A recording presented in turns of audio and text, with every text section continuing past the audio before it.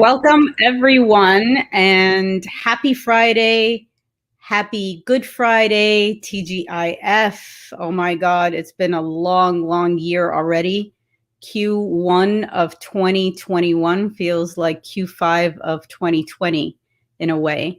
My name is Dalia El-Ghazar. Thank you for joining us. And we are here to throw some truth bombs and some wisdom at you in regards to virtual, in regards to life as an event organizer, to say what the heck is going on and try to answer some of the questions that you might have, or what is going on in your head and try to give you some sanity. We're going to try our best.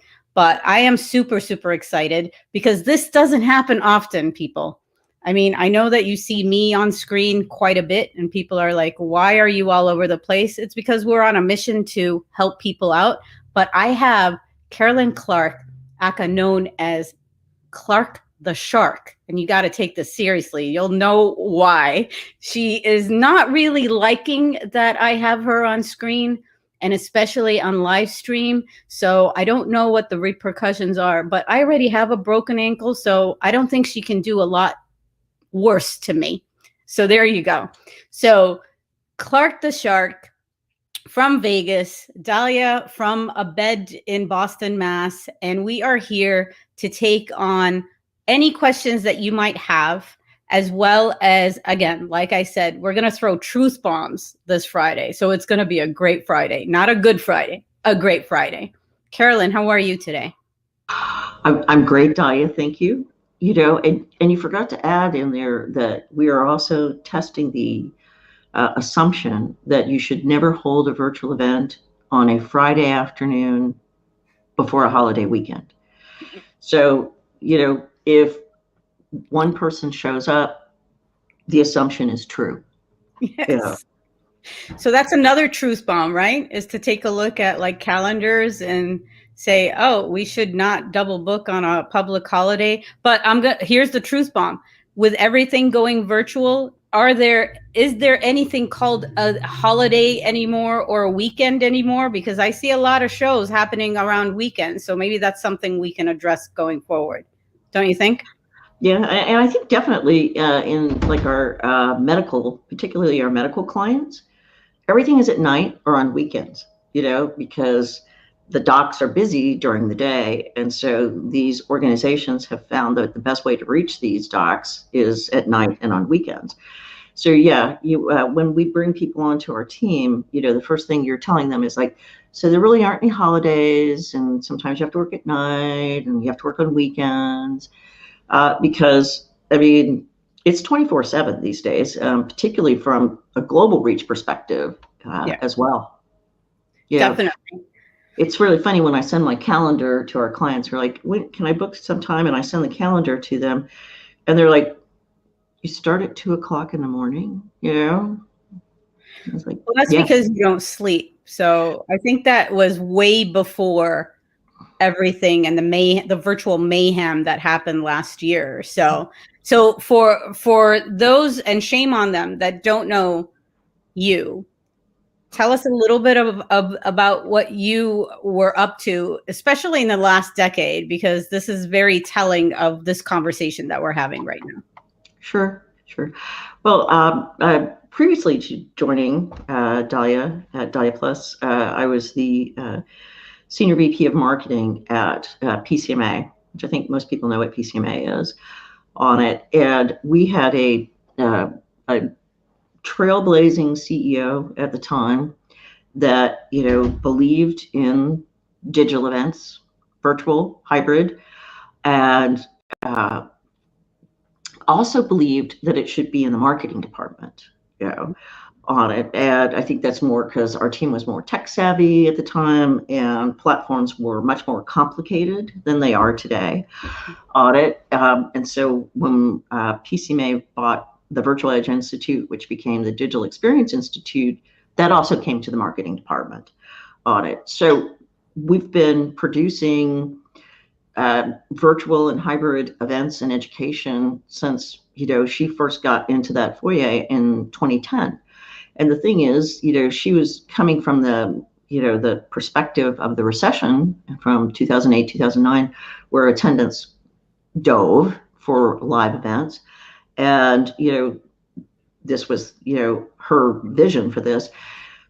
And her co-CEOs all told her that she was going to cannibalize her face-to-face events, that this was the wrong thing to do, and really, sort of publicly shamed her for doing it. But that did not deter Deborah Sexton, and she just continued to raise the bar every year on the what we did and the engagement and how we expanded it and what the audience growth was.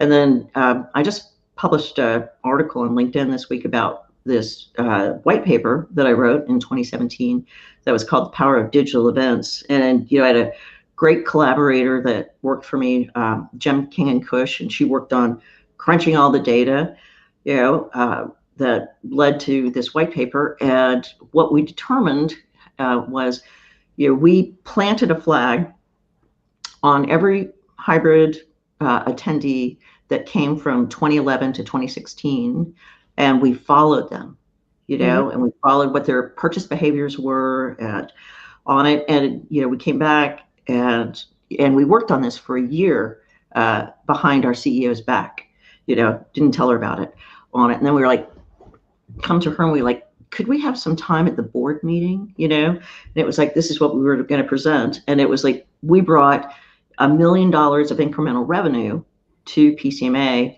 from 2011 to 2016 through reaching people through virtual and hybrid events.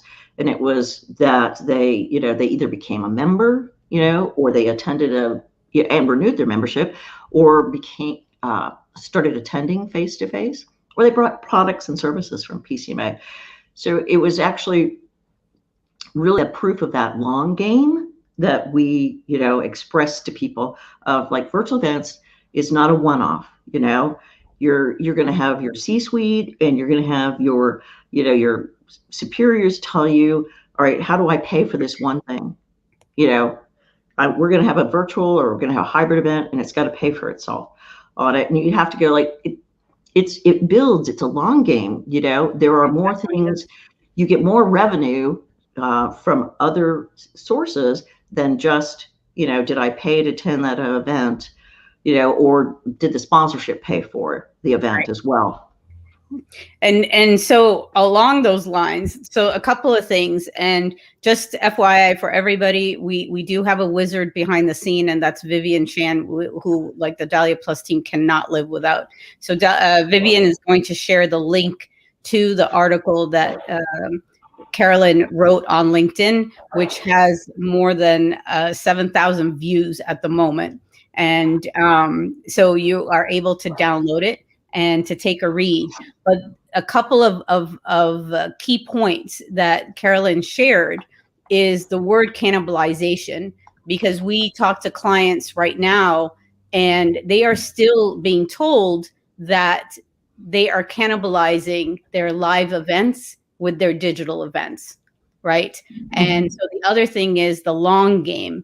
And that is a big strategy move that a lot of planners are reluctant to take, even though in their heart and in their mind, they know they need to. It's just, how do they start having that conversation with their C-suite and their stakeholders? So from that, Carolyn, we're fast forwarding, in regards, this is like a decade later or 4 years after the paper was done. When we're talking to clients and when we're talking to organizers and we're seeing their, questions on forums and so forth, I'm gonna put down the truth bombs, and you're gonna do the words of wisdom, because I'm not gonna do F-bombs because you told me not to. But but the truth is, our organizers are very fearful at the moment, to a point where there's paralysis, to a point where they are not convinced of what they're doing makes sense, and they're not able to get the buy-in. That's the truth. That's a truth bomb from my side. What's words of wisdom do you have for them? Well, one of the things is that decisions have to be stopped being made based on budgets alone on it. A lot of times we see this with our clients, Dahlia, you know this, is that, they're making decisions based on a budget constraint on it, rather than going in and determining what are the goals and objectives, what is the content strategy, what are the different audience verticals on it, and then, what's the technology that best supports that, and then how do you build revenue streams around that. Yes. On it. And so a lot of times we find, like, we'll come into clients and they're like, we purchased this license to this technology platform.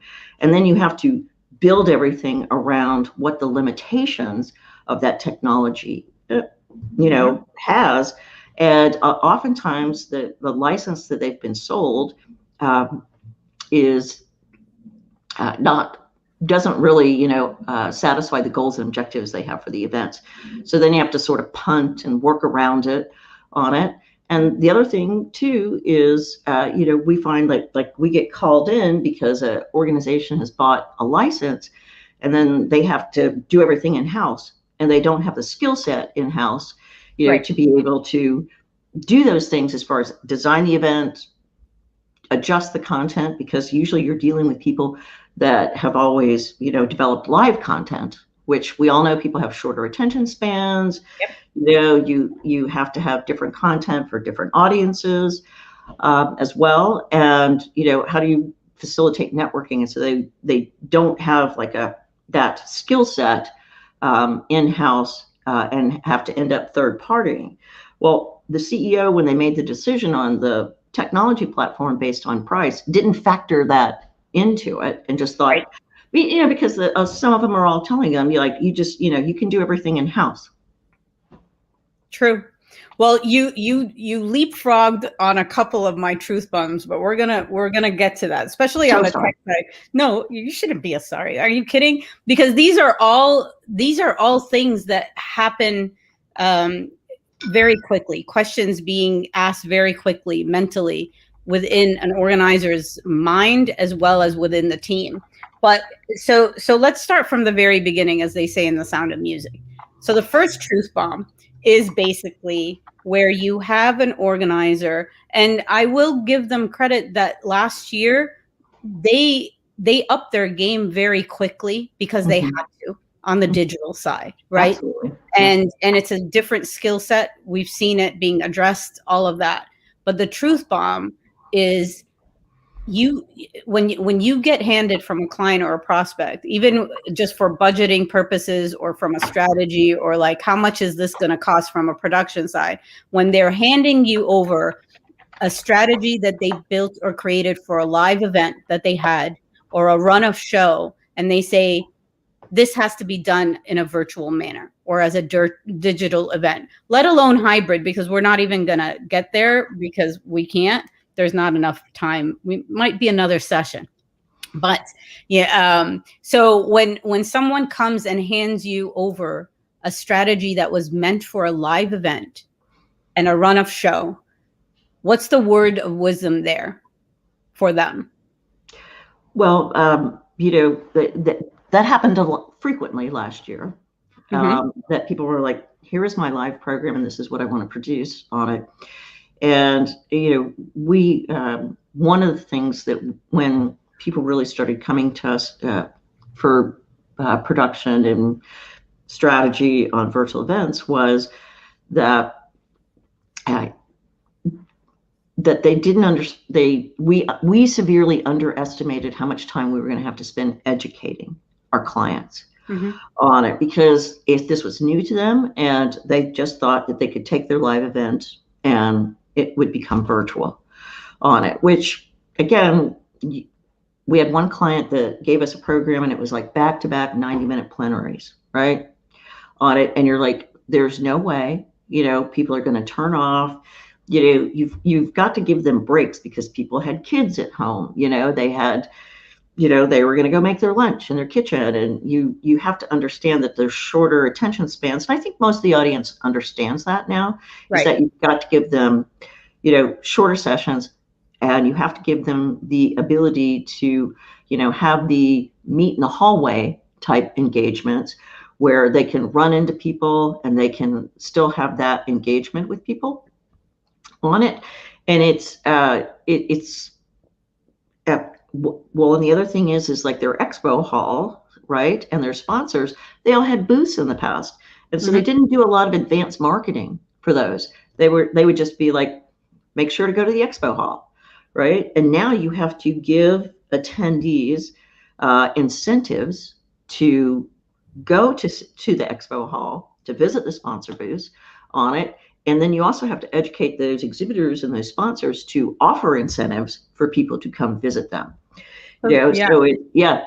so it's a very different situation, you know, for It those. totally is, and I agree with you. So one thing that's also so two things, like you're saying, the amount of time that people are dedicating to planning virtual, they're underestimating it. And then second is the amount of time that they are dedicating to educating their stakeholders, like their attendees, like their sponsors, their exhibitors, their speakers, is a lot of time. And what they are trying to do is they're trying to do it all. That's one. And they're also trying to do it on their own. And, you know, obviously budget is a question, but it's like, it is a different skill set. It's like training the trainer, but it's also at a point where businesses and professionals, their way of behaving or acting in the virtual world is very different than in the hallways or near the coffee machines, or, you know, and I also, I'm going to throw it out there. It's like you said, you need to know your audiences, but I am also getting worried about not enough attention being given to the first timers that came to your virtual show last year. What are you going to do for them this year? Because they don't know people. There's no buddy system. As I was on a expo chat on Wednesday, and where we're like, well, maybe virtual first timers need a buddy system, or maybe exhibitors and sponsors need to spend more time, you know, reaching out to the first timers and creating those relationships so that it's a nice transition when they do go live, if they go live, because a virtual audience can just stay as a virtual audience, and you have to address that. But so it's also the time, like you said, of training the internal team, right? And that's a must-have at the moment. Yeah, you know, particularly last year, like I said, when we spent a lot of time educating people because they didn't have the skill set. And as you complimented them earlier, people spent a lot of time investing in understanding platforms and going to a lot of virtual events like this one and understanding what they needed to do.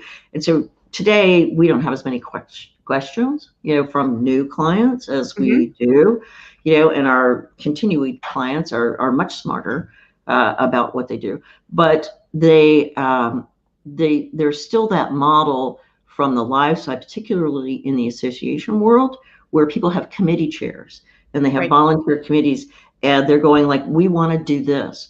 And, you know, from a live perspective, maybe you just always followed them and said, okay, sure, we'll make that happen on it. But in a virtual world, sometimes what they want to do is not best suited for the technology on it. And then it comes across as a poor production value on it. And when we do all kinds of recommendations going, that's not a good idea, here's a better way to do it. But they don't want to push back on those committee chairs and volunteer leaders because they've never done it in the past on it. So you have to spend some time with those folks now, sort of educating them on what the technology does to best facilitate what they want to do, and so the organizers have to educate their stakeholders as well. Right.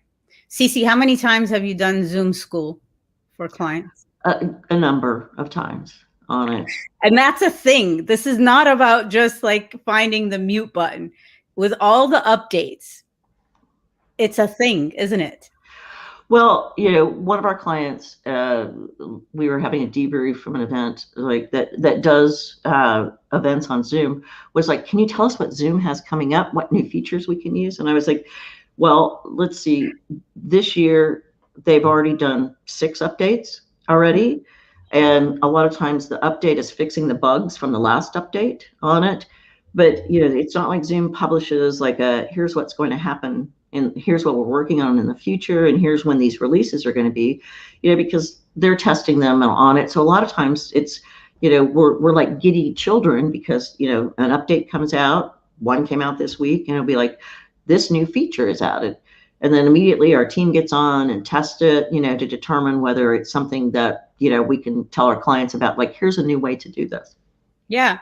I mean, and it's needed too, because so this goes back to not only depending on the technology, everybody thinks that they can figure out Zoom and just buy a license and let's just do it.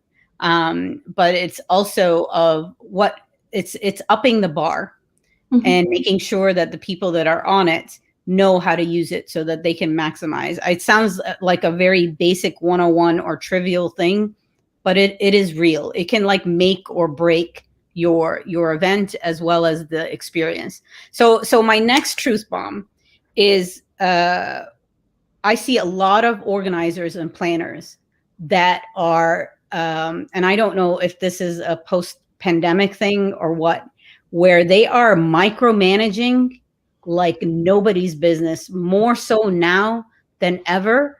And it is like paralyzing sometimes, where their teams are just like not wanting to take decisions and they're just waiting for someone else to tell them how to do it, when to do it, and taking orders. And the micromanagement, I don't think lives within when you're doing virtual events.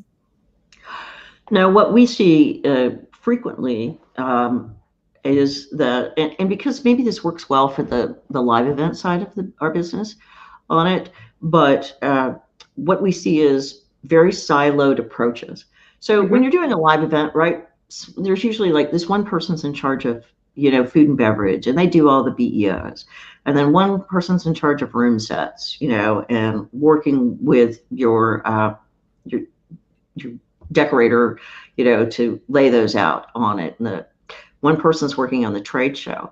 Well, what happens with virtual and hybrid events both is that you can't work in silos, right? Because the technology is all so integrated, is that one is dependent on the other, and the other has to understand, to achieve my goals, I need this to happen. I need this to happen on it. And what you said is sometimes you find that nobody wants to take, responsibility for it. Right. They don't want to take the lead or they don't want the accountability for it.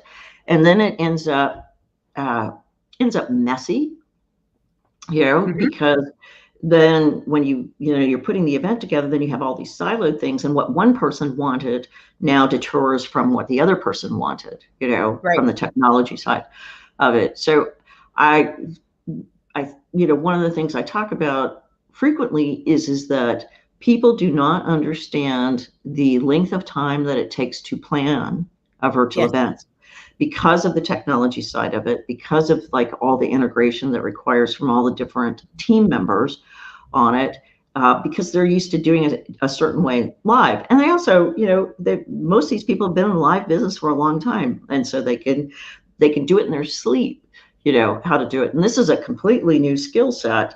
And so they're having to learn, they're having to adjust, learn to align with each other. So it takes more time on it. Yeah. It's really funny. Well, just one of our medical meeting clients that I was talking to yesterday, is planning their annual event, for live for this fall on it. And they were talking about the fact that virtual, they actually recognize that virtual takes longer, time to plan and has more complexities to it, than the live event for them. And I mean, it's going to get even more so. And this is where I see actually some organizations where they are bringing almost 2 different teams with 2 different leaders or co-leaders that are going to be taking on the live event versus a digital event. and not to light any fire under anybody's butts, but I'm going to, is when you say it's the long game, this is not about planning one annual to another anymore, right? Mm-hmm. Because if your 70 webinar Zoom conferences or summits that you did last year in order to stay in touch with your audiences were, had raving reviews, and you spent a ton of time on them, and you don't want to lose that audience, you're going to have to figure out a way how to build those events in your long game strategy. It's going to have to be sort of like, woven together. And I would not want anybody to put it on a team of 1.5 people to say you're going to be handling everything as well as the live. It's because it's going to be a little bit too much. So a couple of comments that I wanted to address, and questions actually. So Olivia loves the idea of the buddy system. Thank you, Olivia. So that whole buddy system idea is really to see if we can get, even if you get like peer-to-peer buddies together, or if it's someone that is live and you do have a digital event happening at the same time, then maybe you can have, different types of attendees be buddies. Or it's also exhibitors taking on, buddies of new first-time attendees, etc. And then Roseanne has a question. How do you convince speakers that they need proper lighting, second only to good audio? Well, one of the things, and if anybody wants this, you enter your email address to us, or direct message us, is that we put together a whole speaker toolkit for folks on it, and it goes through like examples of it, because again, and it's even like it goes so far as to detail like how to download the latest update of Zoom on it. But we're like, don't have open windows behind you, put a light in front of you on it. But it's so they have a toolkit that they get in advance from us that addresses every possible issue that they might think about from their presentation standpoint. But then in the tech rehearsals, it's the same way on it. You're like, you have a shadow on your face, there's a window behind you, there is, and you go through them. And again, the speakers have gotten better over the last year, because I've probably said those words like several hundred times on it. And so they now understand, what they have to be. And, one of the bigger things when last spring and summer that it started is like everyone was at home. And so their family was also working on their Wi-Fi at the same time. And so it would drag their Wi-Fi speed down, and then they would start to buffer on it. And so that was something else you have to test with speakers as well. And you have to tell them to go and, kick off their other housemates. Their kids off of Nintendo Switch? Yeah, well, or gaming. And so we actually had one of our speakers that was for a medical meetings evening event hide her kids' gaming consoles, so that they wouldn't. Have you done that? Wouldn't be on it, but you're going like, so I think that's something people understand a little bit more now, as well. But it is, and we've actually, when somebody has like a not too recent webcam on it, we've actually emailed, or mailed, thank you, Amazon.com, webcams to people that are of higher quality so that they have a better video on them.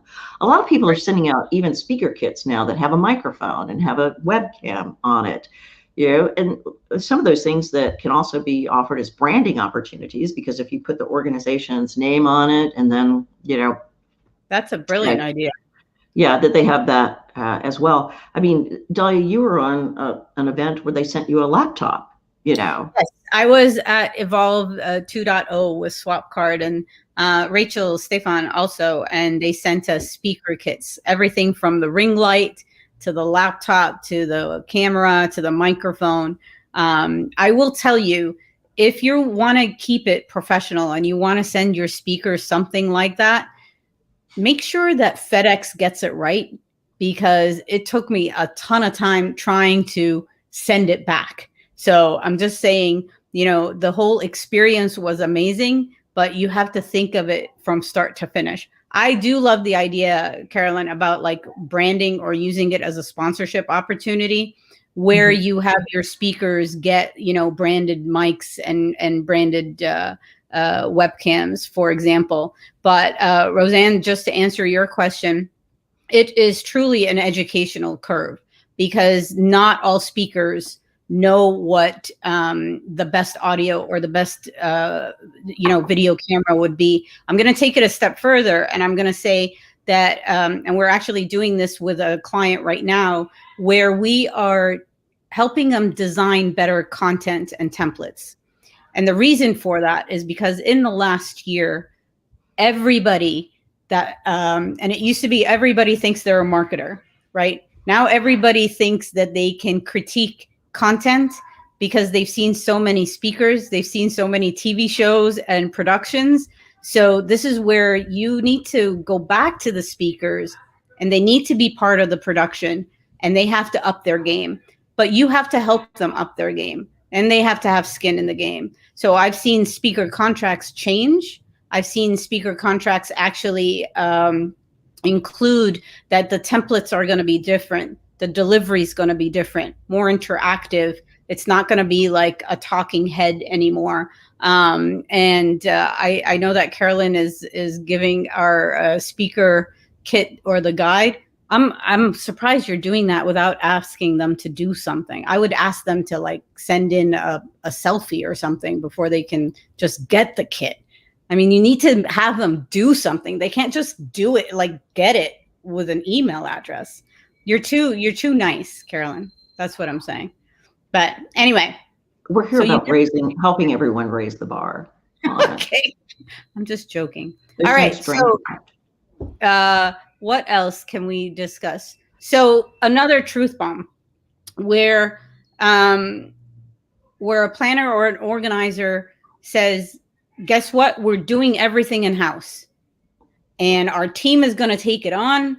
We have a contract in hand of the best and the most like popular tech platform out there, and we are just gonna do it on our own. You've seen that happen. I yes, and my response is go with God. Yeah.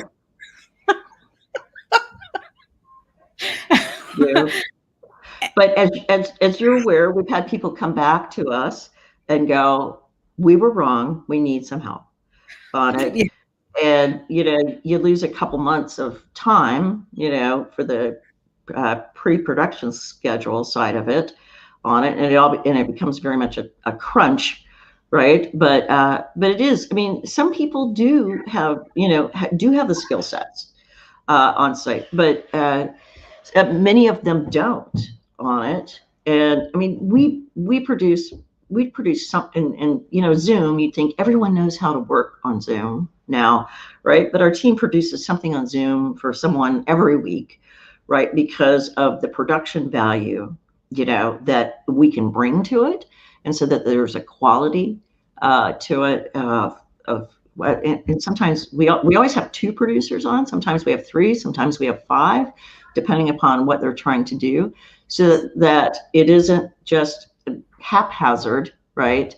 And that the Zoom experience is actually a quality experience for people. Right. And I love the idea of go with God, because I've seen ugly crying in many forms. I've seen the consumption of wine and chocolate like go up the roof. And actually that's something that needs to be addressed, because there's nothing wrong with that, but it's from the team members and also the organizer when they're like, what the hell did we get ourselves into? Now, a couple of things. Having the belief and having the trust in your team that they can handle something like this, 100%, you should do that. But they don't know what they don't know. And there's a lot of moving parts versus a live event. We all know what live event planning is like. When it comes to virtual, totally different ball game. But most importantly, it's not only the platform, it's not only putting a run of show together that looks really good on paper, it's having someone understand what the production time and effort and what the realism is going to be like, as well as, being devil's advocate or helping you create better ideas, better experiences that you might not have thought of. And I think this is where production team and having a management team is a bigger priority than just a technology or anything like that put in place. And a lot of wine and chocolate, that too. So that is a must. So Peggy has a question about engagement. And the truth bomb here is, a lot of times people think, oh, the engagement is just going to be everybody chatting and, maybe a couple of Q&A questions, maybe a couple of polls. So how is engagement defined, and how is it different now than it is in a live event? Again, when we've talked about people's shorter attention spans, right? Mm-hmm. And engagement has to be, in some sense, bringing people, having shorter sessions, but also having that opportunity for them to participate in the conversation. So whether you're crowdsourcing at the beginning so that the content is more customized to what that particular participant is seeking, or it's having enough breaks to go, like, let's have a little fun in between here. Now everybody get up and stretch, get up and dance. It's integrating music, just like you would in a live event, into your virtual event as well. And it's also those things that used to happen organically at live events, accommodating those on it.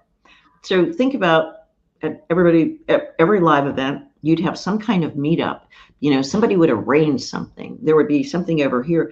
And so you have to, as an organizer, think about that and go, mm-hmm. How do I accommodate that type of engagement that people seek from live events, and put them into our virtual or hybrid events? And for Peggy, you saying that, how is it different than 5 years ago? Well, 5 years ago, most virtual events were, a webinar that was like one way being talked at, and now we have evolved in the sense of it's like having a conversation with the audience, and letting them actually feel a part of that. And then having fun, having a way for them to connect with other people on it. Some of the platforms out there do have like matchmaking pieces to it, connection pieces to it. Some of them don't, but then they have the ability to integrate maybe a third party connection piece into it. And you can facilitate that, but it's all, some of the matchmaking ones will be like, here's a good person based on the way that you responded and built your profile. Here's somebody you should talk to, and here's somebody you might be interested in. What I don't think has happened yet from the supplier side is that they're still trying to sell to you. Right. They're using that connection platform to go. I was on a recent event once, a couple weeks ago, and the technology platform, I filled out my profile, did all this other stuff, and 4 different suppliers from the same company reached out to me and said, I'd like to talk to you. And I was like, actually, I'm friends with one of your founders, and I'm all good, I think I know that one. I know that. You probably do. You probably do. Because, I have a crush on the yes, the founder. We're not gonna. I now I know who it is. Yes, you do. Okay. Audit. But that engagement has to, we've had, talk about the sangria, that's a great, engagement. Viv, you gotta share the Drag Taste website with everybody, because talk about like an experience and a holy cow moment, and surprise and delight and the engagement part. And they actually, so even if you don't drink alcohol, but this is drag queens from Portugal that share how to make sangria, and you can have non-alcoholic sangria, but the whole experience is a lesson in engagement and networking more than anything. And for those that are in the stream that have experienced it, which I know that the D Plus squad has, but it was the number one networking experience, rated networking experience for Web Summit. And Peggy, I know that one of your questions was, have you seen any events or trade shows that are out there that are great examples? The great examples are ones that use these amazing new ideas. And I have to tell you, kudos to all the creativity that's happening right now with all the experiences. Paulina, who's also listening in, had experience with AR and with holograms and with karaoke and a lot of dancing on stage in a recent event that she did. What you need to understand is, how do you blend that in to the event strategy? How do you blend that into the production plan? And more importantly, how do you promote it so that everybody doesn't miss it? And how do you want them to act with it? Do you want them to make it viral? Do you want them to participate? Do you want them to take pictures of them dancing in the kitchen? Because I have a lot of those from team members, with the drag queens. But what I'm trying to say is, all of the design elements has to have a call to action, which brings us back to marketing as a truth bomb. So that's my next truth bomb before we go into tech and take a couple of questions. When it comes to marketing, the truth bomb is, for some reason, there are organizers that think they can stick to the marketing plan and tactics that they did with their live event for their virtual event, and they still speak within their marketing as if they have no competition, that they still have brand loyalty, and just do cookie cutter, let's cut and paste emails from 2 years ago and use them again. That's my truth bomb. Well, I'm sure everyone who has put on a virtual event knows, is that people register a lot later for virtual events than they do live events. Right. Typically, for a live event, organizations would open registration 6 to plus months, ahead of time, and a lot of the philosophy was, if we hold it, they will come, right? And because maybe their content wasn't solidified yet, and it was just like, this is going to be fabulous, you must be there on it. And I think as Destinations International has proven, is like the number one reason people attended an event, was the location, of the event on it. And so some of those decisions are made up front. It's like, this organization has a reputation for good content, and plus it's going to be in San Diego, and I want to go spend some extra time on the beach, and so they would book. Well, virtual events, as we've talked about, people don't necessarily take that planning portion of it ahead of time. They don't know what their content is very far in advance on it, and so they they just go like, hey, it's going to be great on it, and nobody's going to register that because they don't have a reason to register, because it's online, it's not a destination, I don't know what I'm going to learn yet on it. And so you have to be much more cognizant that people are looking for specific educational opportunities. They're looking for specific networking opportunities on it. And that has got to be weaved into your marketing.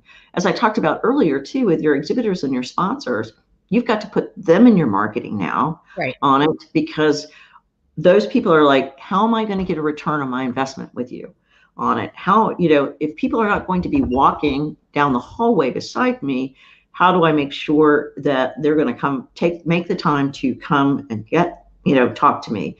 And that's what I was talking about. You have to put that incentive into your marketing and promote those people of like why participants should spend time with them as well.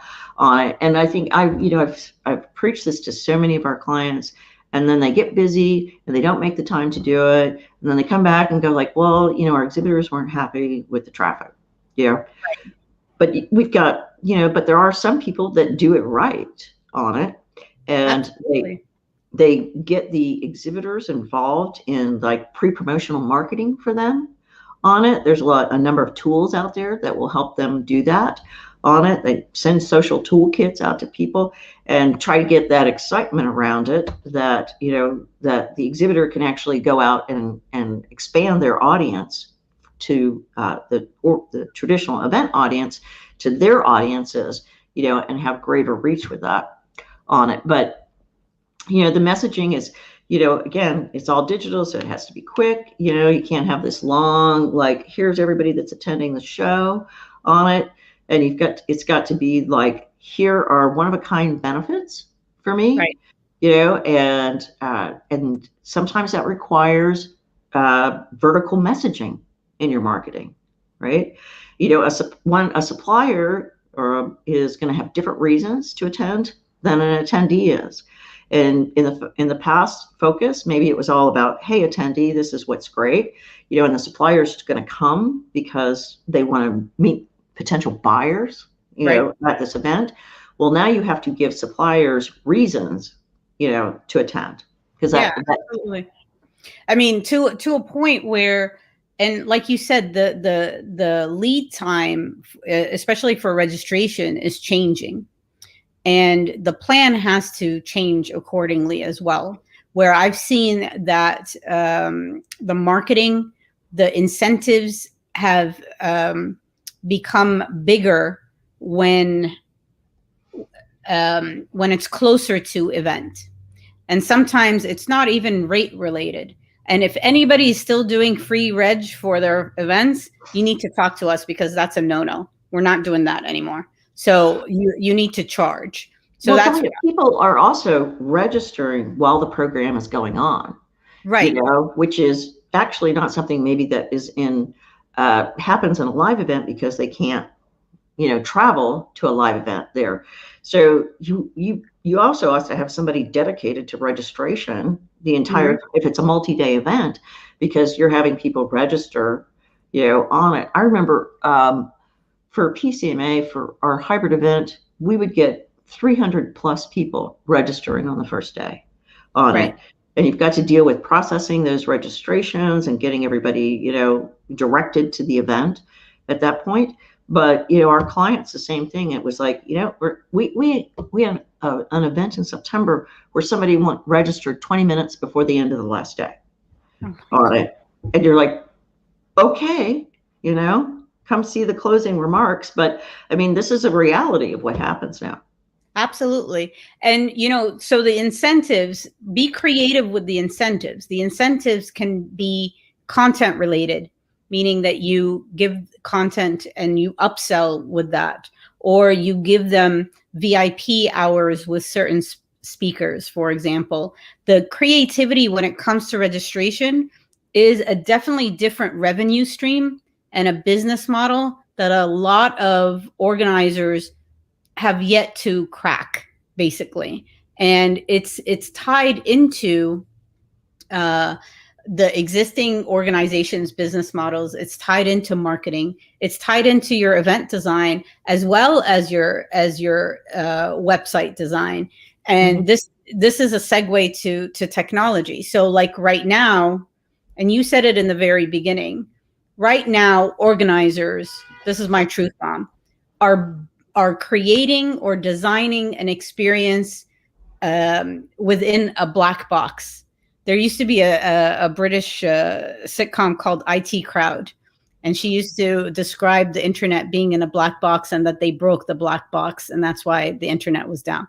And so like now we have these virtual platforms and people are buying it.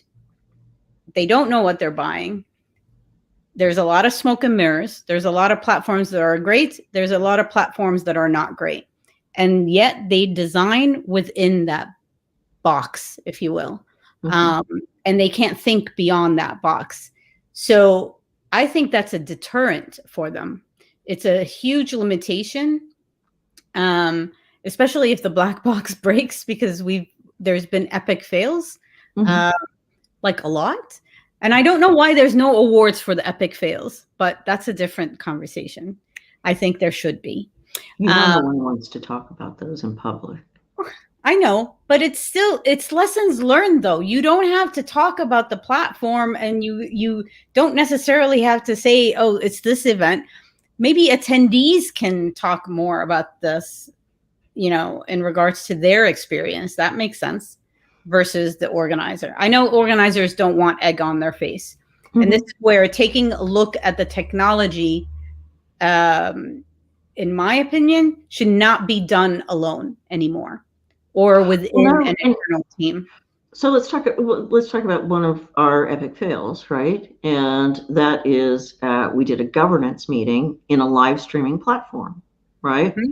And as I think most people know now, live streaming has latency to it.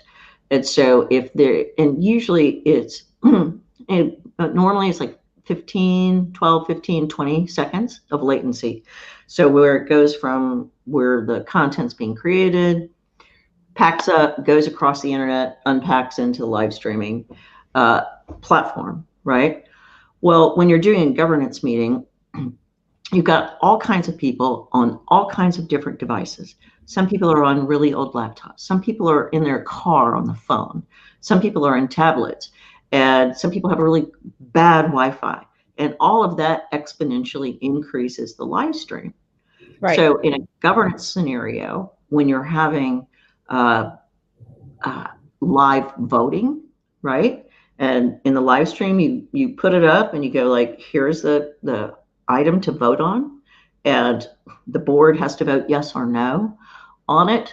Well, you're not going to sit there for 3 minutes and wait for people to catch up, because you aren't thinking. Like, latency should only be like 20 seconds, and they accommodated for that. But we had people that said that their latency was as long as 3 minutes on it, and so the repair to that was simply to go to, migrated it to Zoom, or the organization did, because Zoom sometimes has a little hesitancy to it, mm-hmm.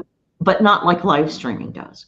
And so from their perspective, doing a governance meeting in real time, on it wouldn't matter what device the person was on, or what type of Wi-Fi that they had, and that's how they achieved it.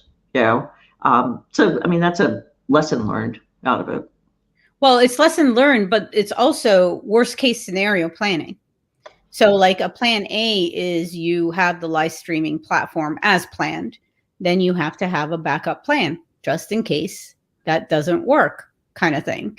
And that is something that I would be interested to know how many organizers have a plan B or a plan C, just in case that their platform goes kaput. And we've been there. So Dahlia, look in the chat though. When you were talking about if you're not charging, you should. Somebody's asking about that whole approach of like pay what you can. Yeah, and so I was just gonna say, Roseanne, in regards to pay as you can, that becomes part of your registration or revenue strategy, meaning that if you are able to do it where the attendees, and it could be by attendee type, but this is where you need to flesh out what your registration is going to be like, and like what kind of data you have or what you are collecting in regards to that attendee type. So you can have it where they're paying what they can.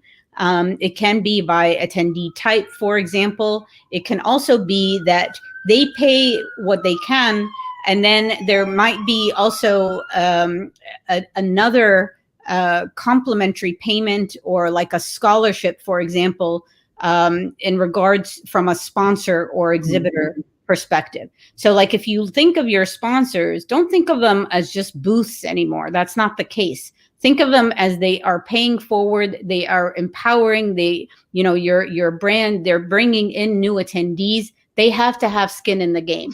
And so like there's a whole new strategy that you can have with your sponsors, having the attendees pay what they can, especially those that are going through hardships, and then making sure that the sponsors and those brands that want to help out are celebrated, are amplified, and are known that they are helping in that way as well, if that makes sense. And so the other question is about data, and I know that this is a big one in regards to data and analysis and all of that. And I do know for a fact that clients tried really, really hard to gather as much data points as they can so that they can set KPIs and benchmarks for their virtual events, because they were starting at zero. They didn't have that information. And so Rachel's asking, data and behavior tracking is vital. How do you find planners and tech are tapping into that gold mine now versus before? So how's the data analysis going now, Carolyn, versus Yeah, before? I think, this is but event organizers don't usually have the talent on their team that synthesizes data, right? So they have an IT department that does that. And then there's a number of third parties out there. Like, we've partnered with Bear Analytics before on it that mine that data with you and come back and give you the insights of that data. I think, Rachel, it's a key question, that organizers don't even know to do. But I mean, we're giving people reports and data back on the virtual events we do. But honestly, I don't think they're looking at it. They don't know what to do with it. And it's another sort of task that's been put on their already full plate. I mean, if they're smart, they're bringing their IT departments, or if they're lucky enough to have a data analyst on it, or even hiring a third party to look at that data and tell them what they should do with it. Now, when you get that data, what the end result is that there's more work involved, based on what you learn from the data, because now you're going like, if you divide it into personas, or you divide it into different vertical markets, that means like I've got to talk to all these different, personas or markets in a different way. And so then that is more work on it.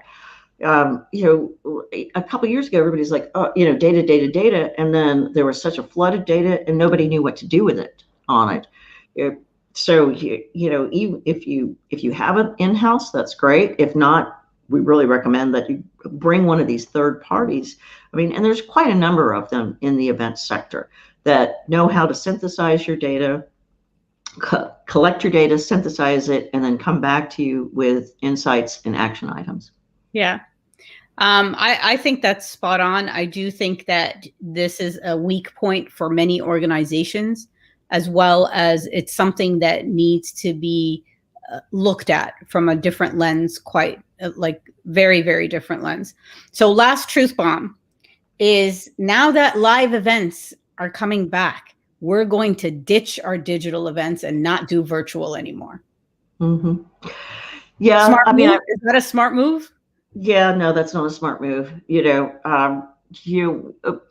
Through all of these lessons over, the top 10 something years that I've been doing this, is that there are always going to be people that are not going to come to your event.